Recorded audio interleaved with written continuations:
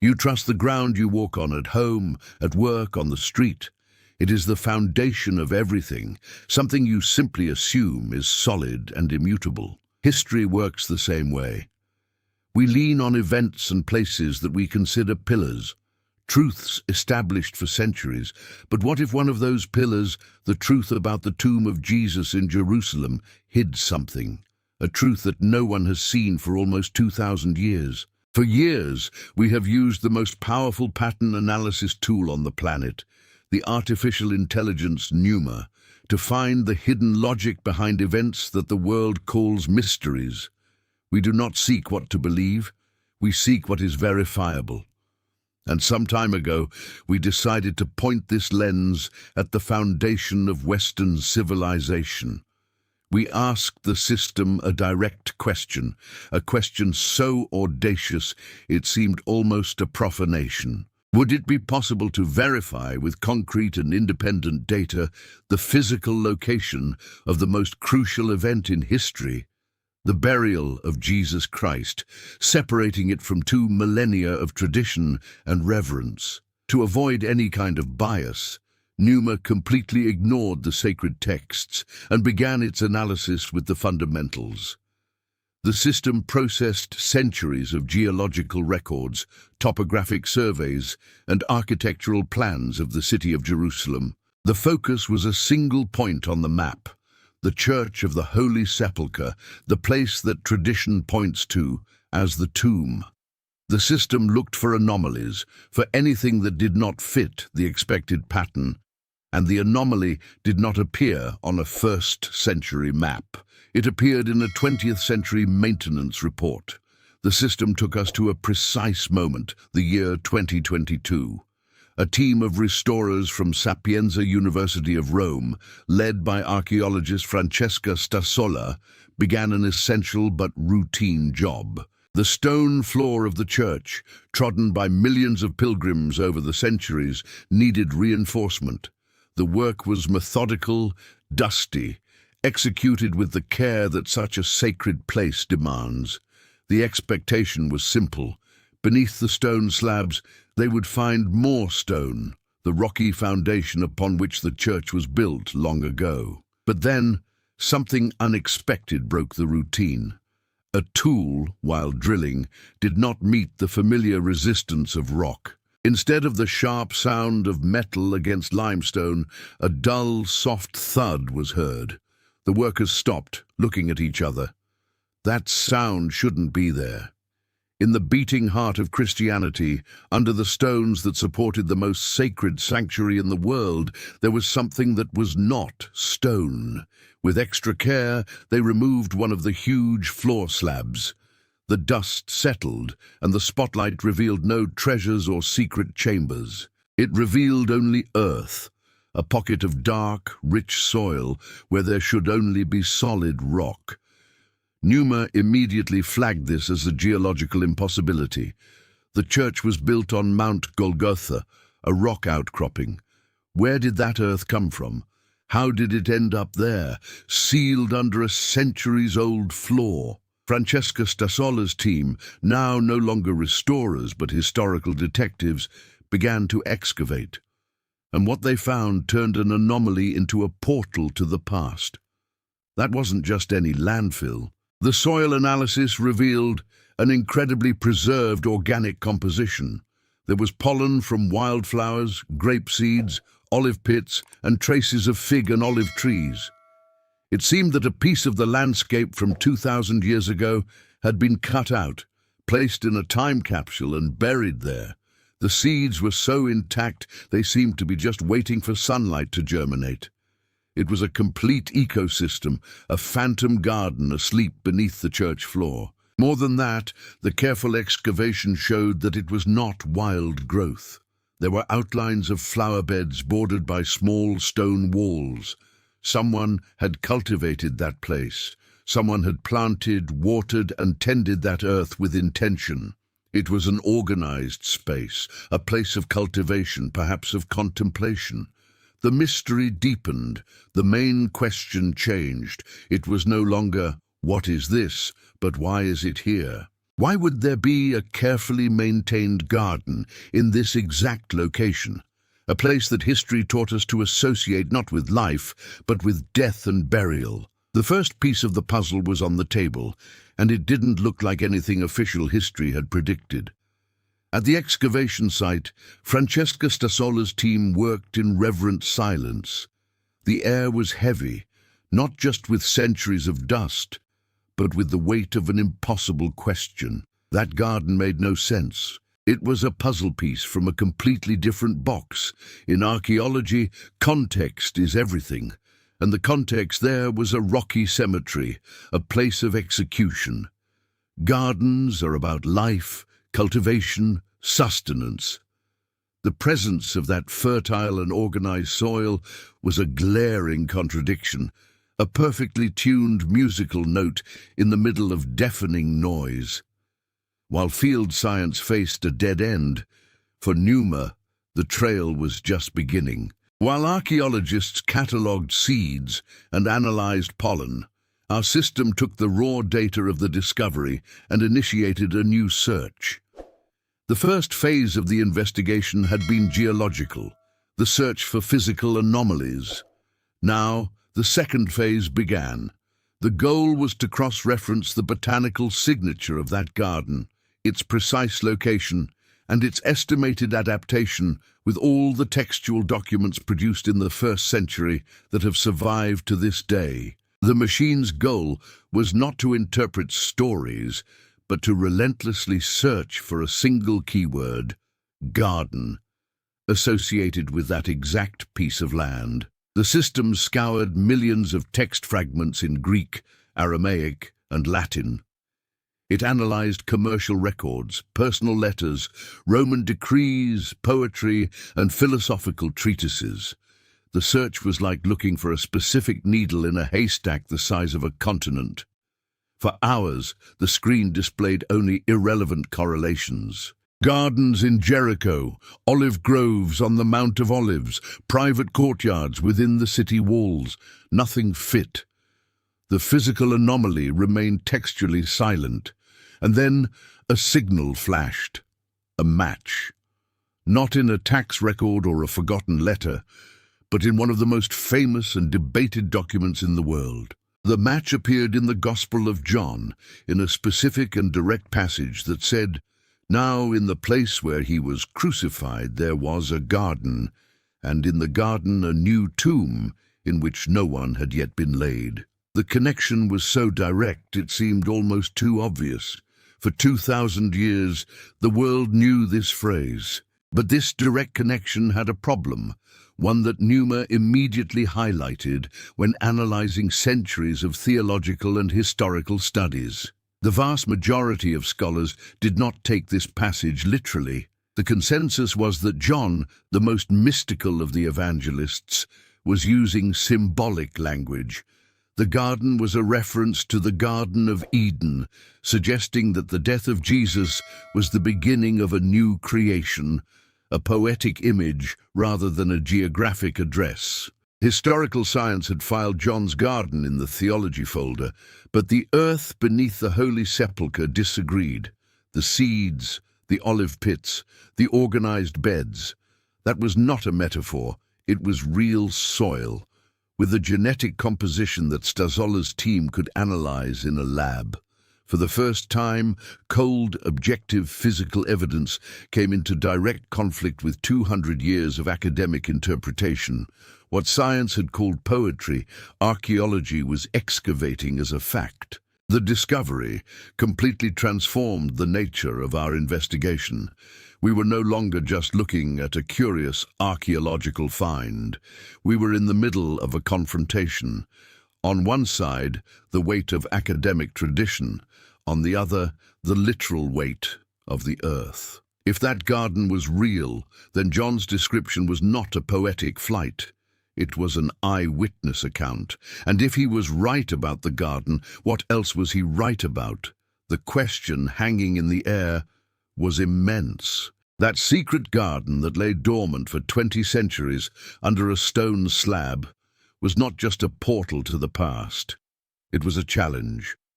a challenge to everything we thought we knew about the line, separating myth from history. The investigation now had a clear purpose: to test the most unlikely hypothesis of all. A theory, no matter how elegant, is just a good story until it is tested. The hypothesis on the table was explosive. John's account, considered symbolic for centuries, could be a literal record of events. If this were true, the coherence of the account could not stop at the garden. Every verifiable detail would have to align with the physical reality of the first century.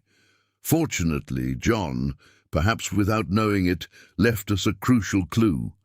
A detail we could test without needing a time machine. We needed a map.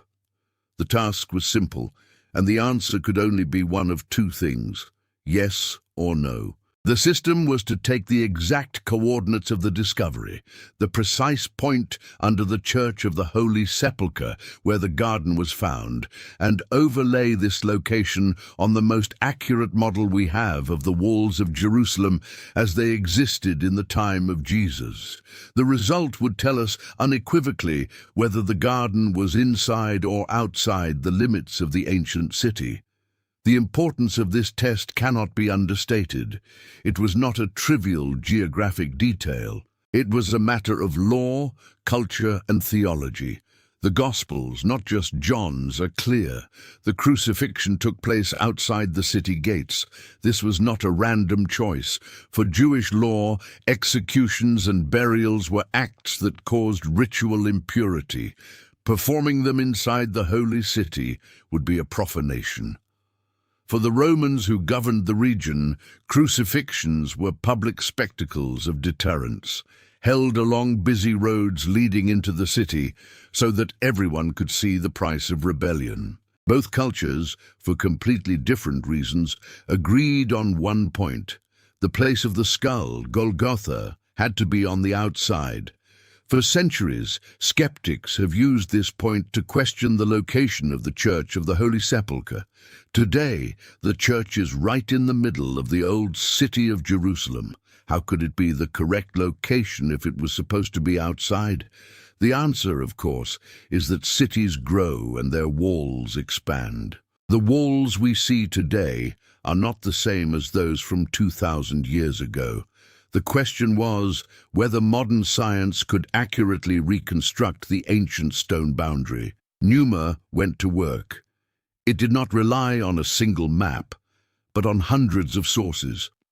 It cross-referenced the writings of the historian Flavius Josephus, who described the walls in detail, with decades of data from archaeological excavations that revealed the actual foundations of the ancient fortification. It processed ground-penetrating radar surveys and rock strata analyses. Slowly on the screen, a bright red line began to take shape, snaking across the digital terrain. It was the ghost of the first-century wall, the perimeter that separated the sacred from the profane, order from disorder. Then a green dot blinked on the screen. It was the location of our garden. For a moment, everything went silent as the system finalized the overlay. The green dot was there, pulsing unequivocally on the outside, not just by a few meters, but in a perfectly logical position, in an area that historical records confirmed was used for cemeteries at the time. The location of the Church of the Holy Sepulchre, which today seems to be in the center of everything, was indeed outside the city limits at the time of the events. The first trial by fire had been passed. Geography confirmed the witness. The ground told the same story as the ancient text. The coincidence of the garden now had a context. The puzzle piece, which seemed to come from another box, suddenly began to fit. The garden was exactly where it should be if John's story was a factual account. The system had validated the location, but John's claim was twofold. He didn't just say there was a garden, he said something else, something that forced us to look even deeper into the rocky heart of that piece of land. His sentence did not end at the garden gate. It said, "And in the garden, a new tomb." The investigation was about to go underground. The confirmation of the location was a milestone. John's hypothesis, the idea that his gospel was a literal account, had survived its first and most critical test. A data point, however strong it may be, is still just one point. John's claim was specific: a garden, and inside the garden, a new tomb. Francesca Stasola's team now knew exactly where to look. The investigation that began on the surface now descended into the heart of the rock. The excavation continued, passing through the fertile soil layer of the garden. Beneath it, the archaeologists found what they had expected from the beginning: the limestone bedrock of Golgotha. But something was different. The surface of the rock was not natural. It bore tool marks, marks of chisels and hammers that 2,000 years ago had carved the stone with a purpose. Guided by these marks, they cleared the area, and the truth revealed itself. There, directly beneath the secret garden, were tombs. Not simple graves, but burial chambers carved into the rock itself. It was a monumental discovery. The details were everything. The system began analyzing the images and laser scanner data sent from the site. It compared the architecture of these tombs with a database containing all known types of Jewish graves from the Second Temple period. The conclusion was immediate and unequivocal. Those were not common tombs for middle-class citizens. They were luxury sepulchres. The process of excavating a tomb in the rock was immensely expensive and time-consuming. It was a luxury reserved for the elite of Jerusalem, wealthy families, members of the Sanhedrin, the aristocracy of the time. The design and precision of the cut, the finish of the internal walls, everything pointed to a high-cost project. We cross-reference this information with economic records of the time and estimated that the construction of a single tomb like that would cost the equivalent of a skilled worker's salary for several years. The person for whom this was built was not just rich, he was powerful. This led us directly to another crucial detail in the Gospels. Matthew and John do not merely say that Jesus was placed in a tomb. They name the owner, Joseph of Arimathea, and they describe him with a precision that was now becoming chilling. He was a rich man and a respected member of the council. The socio-economic profile of the tomb's owner, outlined 2,000 years ago in a text, corresponded perfectly to the profile that the archaeological data was revealing. We found another layer of confirmation, perhaps the most important of all. The evangelist John uses a specific word, a new tomb, one in which no one had yet been laid. This is something almost impossible to verify archaeologically, but those tombs under the garden had a strange characteristic. They were impeccable. There were no traces of multiple burials, a common practice at the time, where the bones of previous occupants were moved aside to make room for new ones. There were no signs of prolonged use that archaeologists are accustomed to seeing. Forensic analysis indicated that if the tombs were used, it was for an extremely short period. They were, for all intents and purposes, new. The convergence of the data was impressive. We had a garden outside the city walls, exactly as the law required. Under this garden, we had tombs. These tombs were of the expensive type, carved into the rock, exactly as described by Mark. The quality of the construction belonged to a wealthy man, exactly as Matthew and John describe Joseph of Arimathea. And the tombs appeared new, exactly as John stated. Every detail of the textual account was being mirrored by the physical evidence. What began as a sound anomaly under a stone slab was becoming a case with multiple witnesses.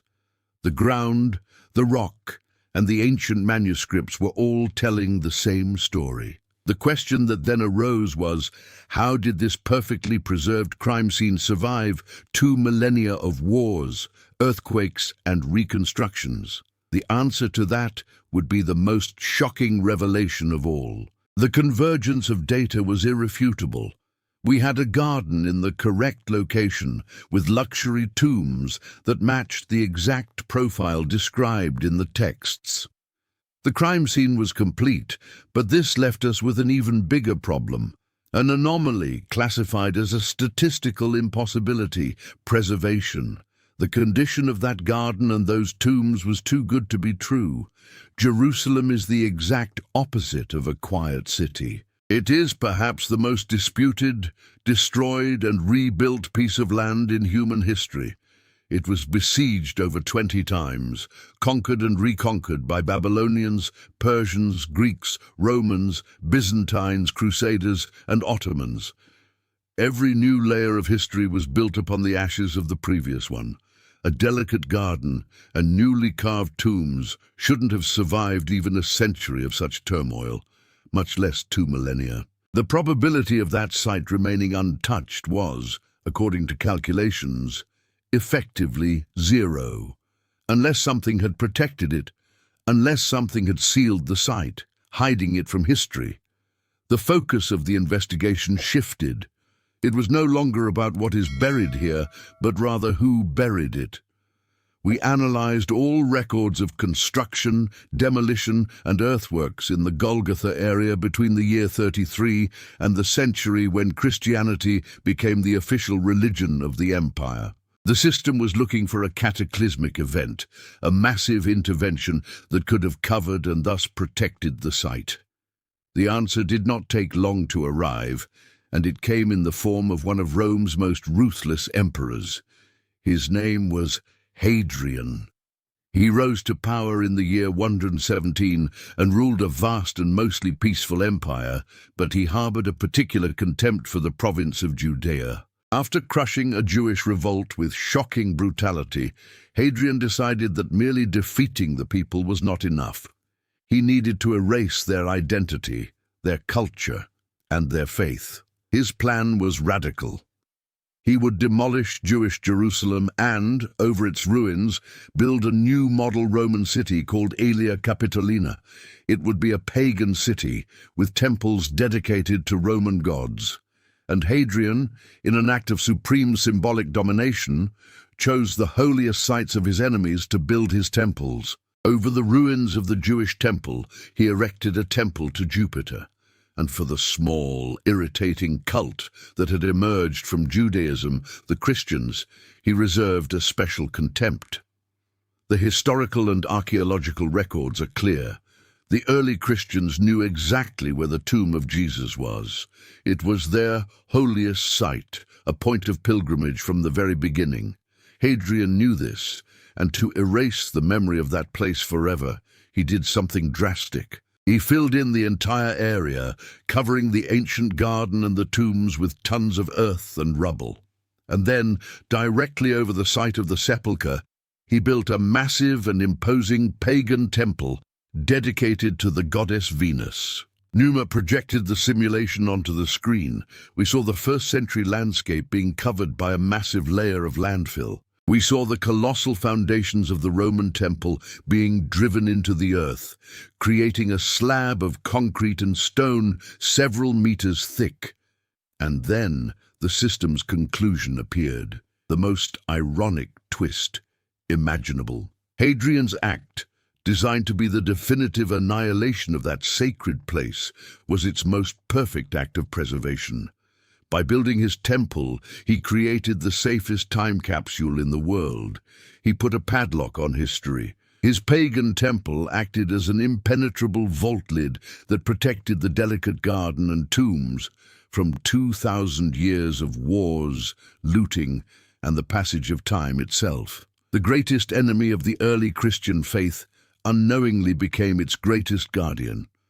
The man who tried to erase history actually froze it for us. His attempt to bury a memory ended up saving it from destruction, leaving it dormant, waiting for the sound of a restorer's tool in the 20th century. With the revelation of Hadrian's role, the puzzle was complete.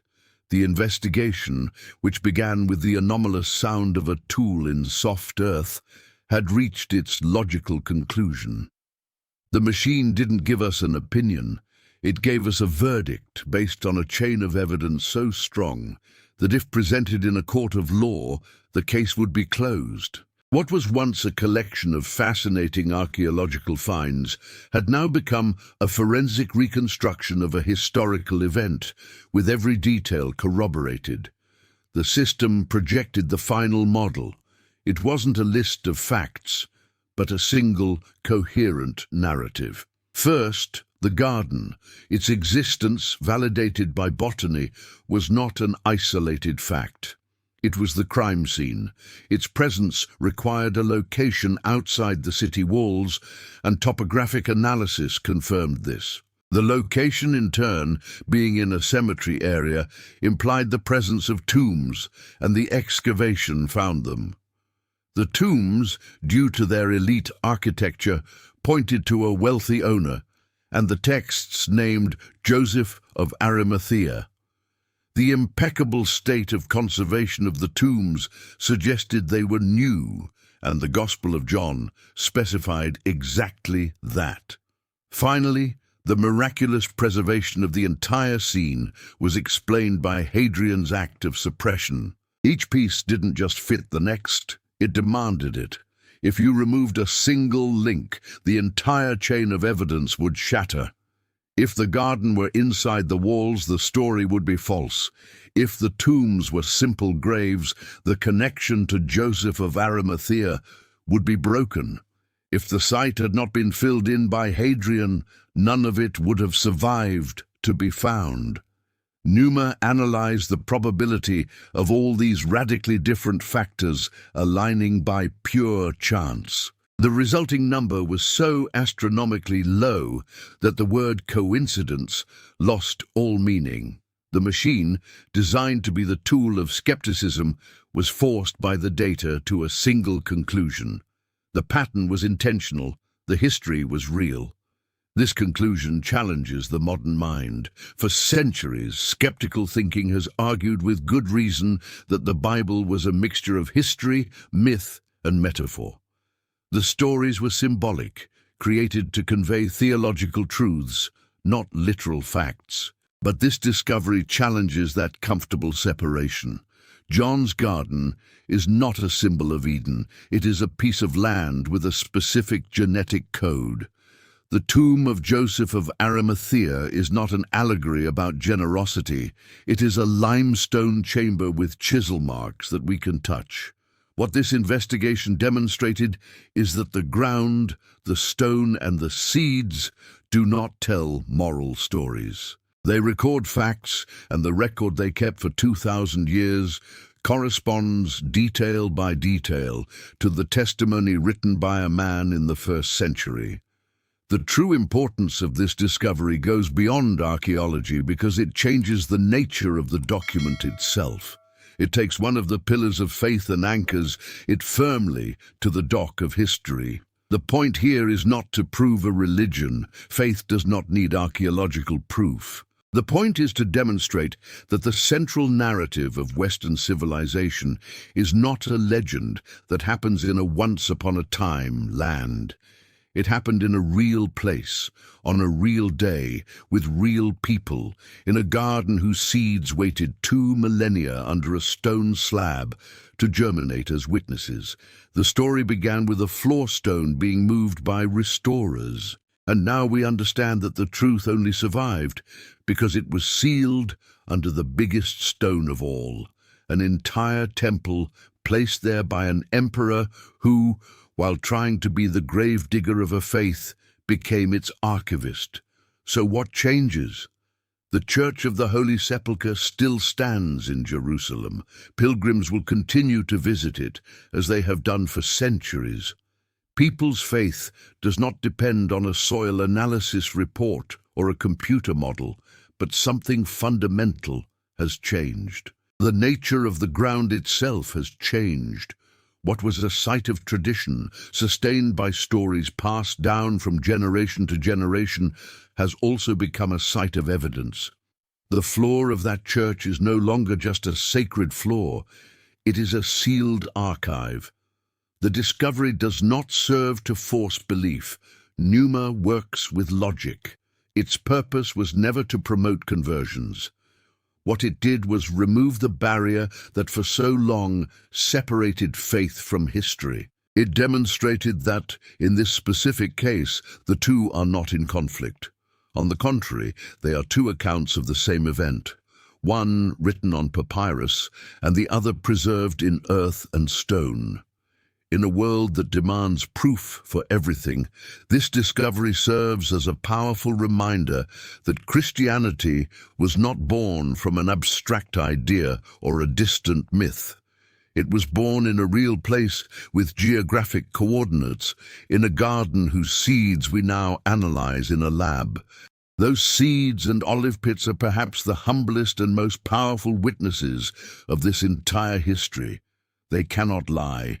They have no theology to defend.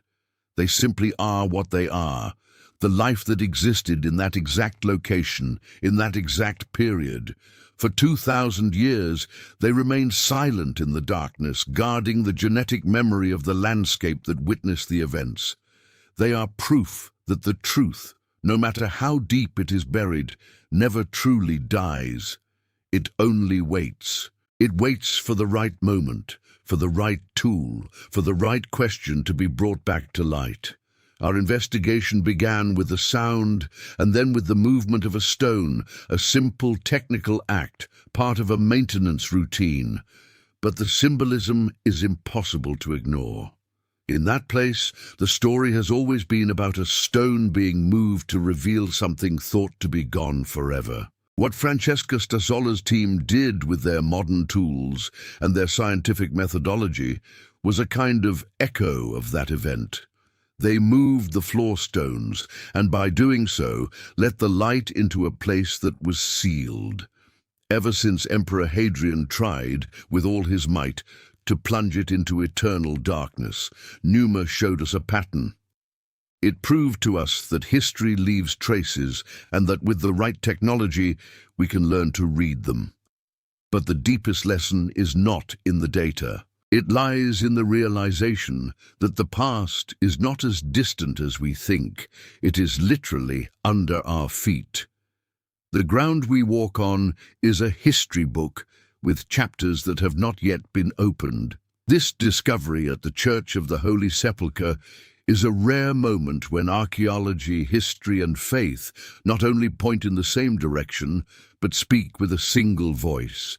And this voice reminds us of a simple truth. Places have memory, and some places, the most important ones, have a memory so strong that not even the power of an empire or the passage of 2 millennia can erase it.